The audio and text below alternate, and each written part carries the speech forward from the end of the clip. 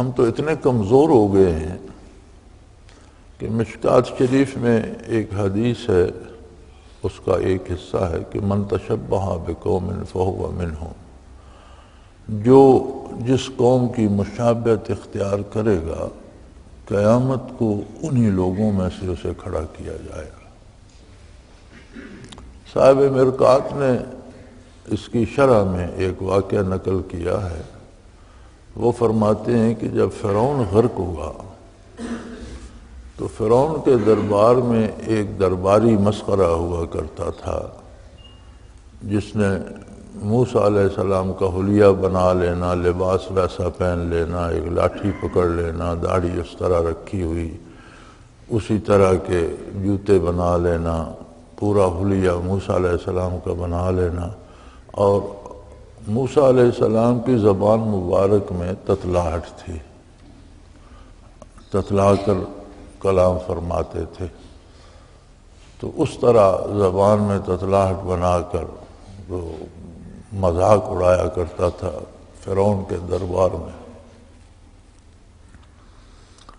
تو وہ فرماتے ہیں جب فرعون اور اس کا لشکر غرق ہوا تو وہ ایک بندہ تھا جو کنارے پہ کھڑا تھا، فرعون اور اس کا سارا لشکر غرق ہو گیا۔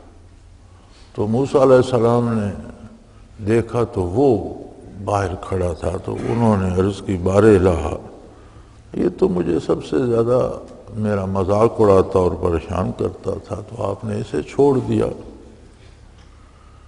تو فرماتے ہیں ارشاد ہوا کہ نقل صحیح لیکن ہے تو موسیٰ کی۔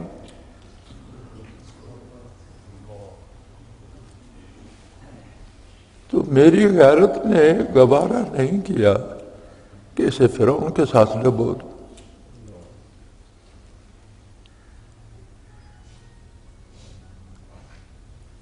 اپنی سزا الگ سے پا لے گا، لیکن غیرت الہی کو یہ گوارا نہیں ہے کہ نقلی موسیٰ ہی صحیح، اسے میں فرعون کے ساتھ غرق نہیں کرنا چاہتا۔ ہم عملی زندگی میں اتنے کمزور ہو گئے ہیں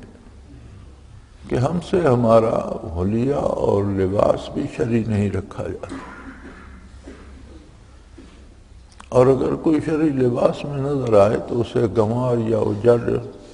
یا بے وقوف سمجھا جاتا ہے، اور جو کافروں کے لباس میں ملبوس ہو وہ معزز ہوتا ہے۔ حلیے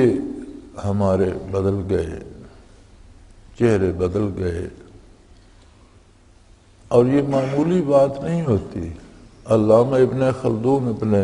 مشہور مقدمے میں فرماتے ہیں کہ کسی قوم کا حلیہ یا لباس اختیار کر لینے والا اس قوم کی ہر برائی کو معمولی سمجھنے لگتا ہے اور اس میں مبتلا ہو سکتا ہے۔ جو بندہ کسی قوم کا لباس اور حلیہ اپنا لیتا ہے، اس قوم کی بڑی بڑی برائیاں اس کی نظر میں